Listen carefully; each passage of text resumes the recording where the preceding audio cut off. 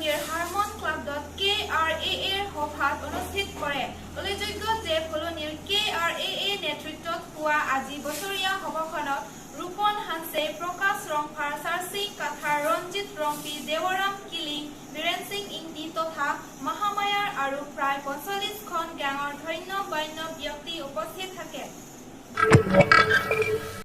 পশ্চিম কাৰ্বি আংলং জিলাৰ খেৰণীত যুৱ কংগ্ৰেছৰ কাৰ্যনিৰ্বাহক সভা কপিলী মণ্ডল কংগ্ৰেছৰ কাৰ্যালয়ত শনিবাৰে অনুষ্ঠিত কৰা হয়। এই কাৰ্যনিৰ্বাহক সভা জিলা যুৱ কংগ্ৰেছৰ সভাপতি আগষ্টিন ইংহিয়ে পৰিচালনা কৰা সভাত উপস্থিত থাকে। যুৱ কংগ্ৰেছৰ কেন্দ্ৰীয় সম্পাদক প্ৰীতম কৰ্মকাৰ। কাৰ্যনিৰ্বাহক সভা বিজেপি চৰকাৰৰ কৃষক বিৰোধী নীতি আৰু অসমৰ SI কেলেংকাৰী লৈ তীব্ৰ সমালোচনা কৰে কেন্দ্ৰীয় সম্পাদকগৰাকীয়ে। সভাৰ শেষত যুৱ কংগ্ৰেছে SI কেলেংকাৰীৰ তদন্ত CBIক দিয়াৰ দাবীত এক প্ৰতিবাদ সাব্যস্ত কৰি প্ৰধানমন্ত্ৰী নৰেন্দ্ৰ মোদী, মুখ্যমন্ত্ৰী সৰ্বানন্দ সোণোৱাল আৰু কাৰ্বি পৰিষদৰ মুৰব্বী তুলিৰাম ৰংহাঙৰ পুত্তলিকা দা উত্তাল প্ৰতিবাদ সাব্যস্ত কৰে। মোৰ উদ্দেশ্যটো হ'ল অসমৰ ইমূৰ পৰা সিমূৰ আপুনি দেখিছে যোৱা 10-15 দিন ধৰি যিটো SI কেলেংকাৰী হৈছে, বৃহৎ কেলেংকাৰী, আৰু তাত যেনেকৈ চৰকাৰী বিষয়াসকল জড়িত, DIG এজন এৰেষ্ট হৈছে কেইদিনমান আগত আমি শুনিছোঁ, জীৱন ডেকা এৰেষ্ট হৈছে। কিন্তু আমি যিটো গম পাইছোঁ আৰু ইতিমধ্যে আপোনালোকেও মিডিয়াত দেখাইছে যে অসমৰ বিভিন্ন জিলাবিলাকৰ হোটেলত ইয়াৰ ট্ৰেইনিং হৈছে আগদিনাখন। মানে বিমল বৰা এজন MLA, তেওঁ উজনি অসমৰ, তেওঁৰ নাম ইতিমধ্যে মিডিয়াত আহিছে। গতিকে ইমান বৃহৎ কেলেংকাৰী যদি অসম পুলিচে কৰে বা CID কৰে, তাৰ সঠিক যিটো জাজমেণ্ট, যিটো জাষ্টিছ তেওঁলোকে নিদিব, আমাৰ সন্দেহ আছে। সেইকাৰণে আমি CBI কেলেংকাৰীটো বিচাৰিছোঁ। আৰু যিহেতু মুখ্যমন্ত্ৰীৰ ঘনিষ্ঠ ইয়াত বিধায়কৰ নাম আহিছে, পুলিচ বিষয়াৰ নাম আহিছে, প্ৰথম অৱস্থাত CBI ইনকুৱাৰীটো হ'ব লাগে, মুখ্যমন্ত্ৰীয়ে তেওঁ ৰিজাইন কৰিব লাগে, তাৰপিছত যদি তেওঁ ক্লিন চিট পায় তাৰপিছত তেওঁ আহক, কিন্তু সদ্যহতে তেওঁ ৰিজাইন কৰিব লাগে আৰু CBI ইনকুৱাৰী দিব লাগে। সেইটোৱে আমাৰ মূল মানে গাপ দিয়াৰ এটা থাকিব পাৰে, গাপ দিয়াৰ চেষ্টা থাকিবই। কাৰণ আমি যিটো গম পাইছোঁ যে যিজন ADGP আছিল, যাৰ দায়িত্ব আছিলে গোটেই পৰীক্ষাৰ, তেওঁৰ ষ্টেটমেণ্টত কৈছে মিডিয়াত যে CIDত PK দত্ত আৰু আমাৰ যিজন দেৱন ডেকা তেওঁক প্ৰডিউচ কৰা হৈছিল।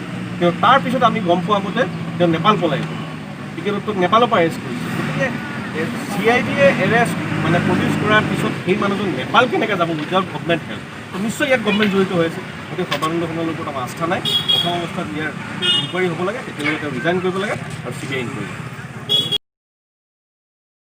पहला लक्ष्य ये है कि जो जैसे अध्यक्ष जी ने बताया, जो बड़े बड़े सुंदर सुंदर वायदे करके आए थे केंद्र की सरकार और असम की सरकार, दोनों विफल हो रहे हैं। पहला हमारा लक्ष्य है कि इसको बेनकाब करना। अब देख रहे हैं कैसे दिल्ली से लेके वो लोग परेशान हैं, उसी तरीके से राज्य में असम में भी वो लोग परेशान हैं।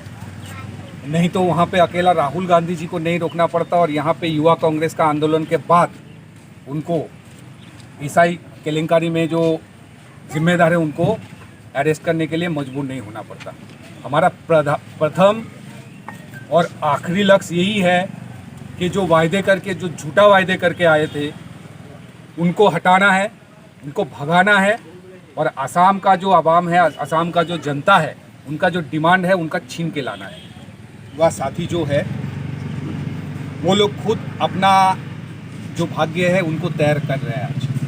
आज ये जो पोस्टरिंग आप, मैं रिक्वेस्ट करूंगा दिखाने का, युवा कांग्रेस का जो हमारा राहुल जी का जो निर्देश के अनुसार हमारे प्रभारी कृष्ण आदमनी जी और हमारे अध्यक्ष श्रीनिवास बिभा जी और हमारे प्रदेश अध्यक्ष अभी आपको बताया, ये जो युवाओं का जो रोजगार है, इसको लेके हमारा प्राइमरी मिशन है रोजगार दो। तो इसको हम लोग अभी बूथ बूथ तक पहुंचाएंगे, घर घर तक पहुंचाएंगे, और कंपेयर करेंगे जो पिछला 15 साल था और आज का जो अभी 5 साल होने वाला है, अंतर क्या है। अगर कोई हमको गिनती में, गणित में दिखा देगा कि ये 5 साल बेहतर है, हम लोग मान जाएंगे। अगर नहीं पाएंगे तो हम कुछ नहीं करेंगे, हमारा युवा भाई छीन के लेके चले आएंगे और सरकार को बदल देंगे, जो पहले था उसी में बदल देंगे।